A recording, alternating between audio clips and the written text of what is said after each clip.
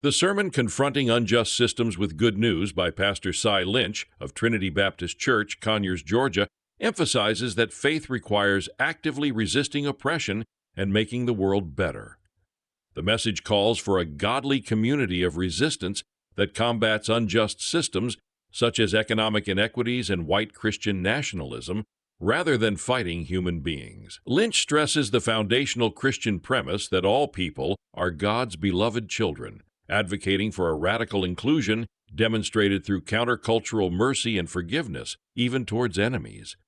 Drawing on biblical examples like Jesus, Elijah, and the defeat of Pharaoh by 5 women, the sermon encourages Christians to reject division and embrace God's gift of diversity to bring about God's kingdom on earth.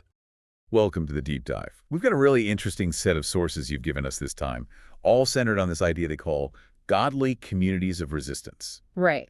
And just to be clear, this isn't about, violence or payback.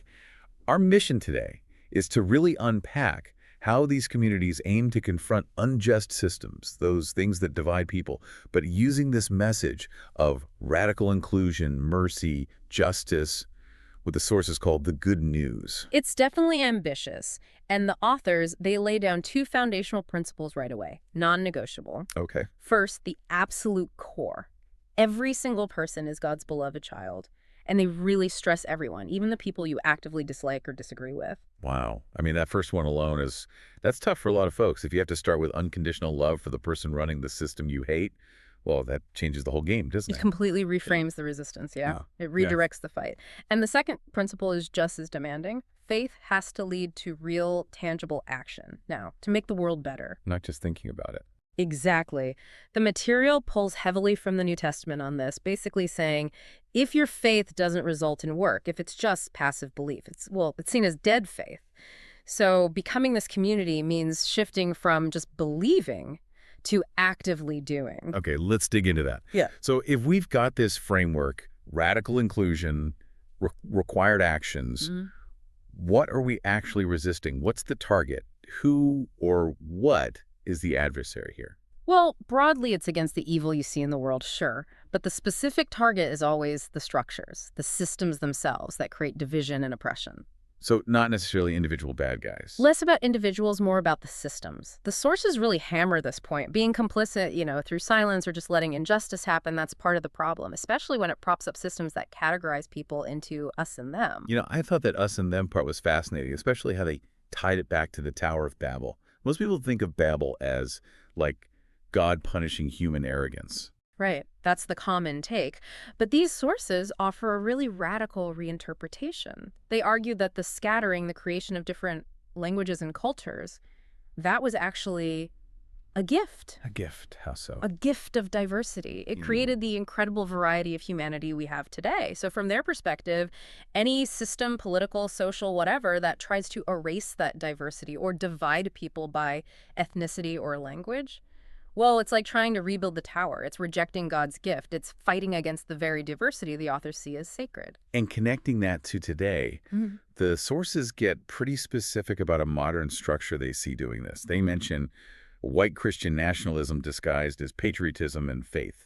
Yes, they do name that specifically. And it's important to catch the nuance here. They're not arguing against being patriotic or having faith. The danger, as they see it, is purely in the disguise. When nationalism, especially one tied to a specific ethnic group, wraps itself up in Christian language, the sources call that disguise deadly because it twists faith to support exclusion, rejecting that very first principle that all persons are beloved. Okay, this leads to a really crucial point they make. If the fight is against systemic evil, who's the ultimate enemy? Is it the politicians making the laws, the CEOs? It's so easy to put a face on the problem. And that temptation is exactly what these communities are warned against. The authors are crystal clear. The main fight is against corrupt, unjust systems and, interestingly, spiritual forces, not against other human beings. Spiritual forces? Yeah, they pull directly from Ephesians 6.12 here, the idea that the struggle isn't against flesh and blood, but against the rulers, the authorities, the powers of this dark world, and against the spiritual forces of evil in heavenly realms. So it's both structural change and some kind of cosmic battle happening at the same time. Practically, how does that change what you do? Because, man, it's hard not to get angry at the person enforcing a bad policy. That's why the distinction is so vital. If you misdirect your anger towards people, you instantly fail what they later call the Agape Test, the test of unconditional love we talked about. Ah, The moment you hate your neighbor, you're fighting the wrong enemy. You've fallen into the exact division the unjust system wants. So the battle has to stay focused on taking apart the system while still seeing the people caught in it, even the ones upholding it, as potentially reachable by that radical inclusion. okay, let's make this concrete. The specific modern powers of this dark world do the sources actually call out? Systemic oppression isn't just an idea, right? It affects real lives Yeah, through policies, market forces. exactly. And they list several key areas. First, there's pervasive economic inequality. They describe global economic systems as being sort of inherently rigged, Rig how? designed so that those who already have wealth just keep accumulating more, often at the expense of those at the margins.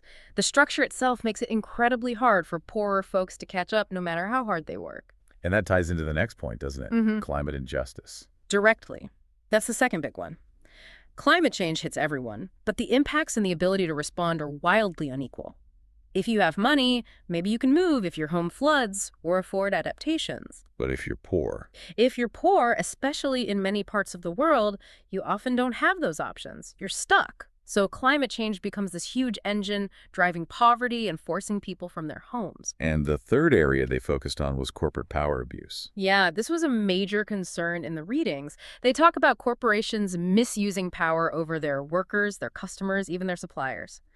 But the real danger they pinpoint is this distortion of the golden rule. How so? Instead of do unto others, the operational rule becomes they who have the gold make the rules. And this gets amplified, they argue, by legal systems that treat corporations like people, giving them constitutional rights. This allows huge amounts of money to flood politics, shaping policies that often favor profit over people's well-being. So whether it's the economy, the environment, or politics, the argument is that the system itself is often the problem. But as you said, this isn't exactly new. The sources draw parallels to ancient history, right? Oh, absolutely.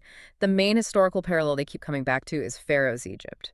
Pharaoh wasn't just a single bad ruler. He used the entire Egyptian system, the military, the economy, everything, to enslave the Hebrews. It's weaponized the state. Completely, even turned the Nile, a source of life, into a tool of genocide against Hebrew baby boys.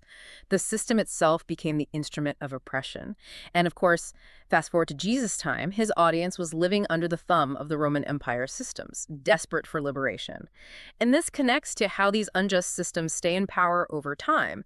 They rely on creating what the sources term exclusivist expectations, basically dividing people. You create an us that feels protected and a them that gets demonized. The scapegoat. Precisely. Powerful structures often need a scapegoat to deflect blame for problems and keep their own base unified. So, thinking about Pharaoh again, how does that strategy of demonizing a group play out today, according to these sources? Well, look at how the Pharaoh story starts in Exodus.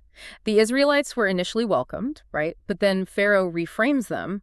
Suddenly, they're a threat, an alien group, maybe like a terrorist organization sent to infiltrate, who will multiply and take over.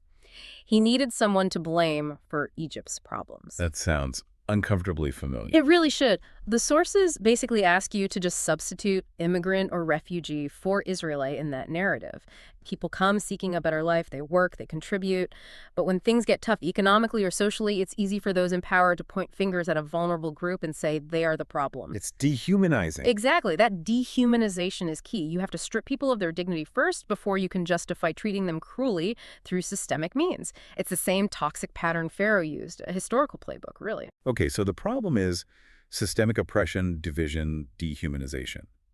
What's the countermove? What's the revolutionary response these sources are advocating for? The absolute core, the antidote, is radical inclusion, a relentless commitment to welcoming everyone and working for liberation. Jesus' ministry, as they interpret it, wasn't just about spiritual comfort. It was a direct critique of the existing system. How so? By proclaiming good news to the poor, freedom for prisoners, setting the oppressed free, he was deliberately focusing on those the system marginalized. He was flipping the whole power structure on its head, challenging who society valued But that message wasn't always popular, even with the people who initially liked hearing it, right? Yeah. The sources highlighted a specific moment. That's the really challenging part, they point out. The crowds in his hometown were initially thrilled. They thought, great, the good news is for us, meaning the Jewish people suffering under Roman rule. But then Jesus broadened the message. How does he do that? He brought up historical examples. Elijah helping a Gentile widow during a famine. Elisha healing Naaman, a Syrian commander, a Gentile leper. He basically said, God's love and liberation, it's not just for you, it's for everyone, even your enemies. And the reaction? Fury, absolute fury.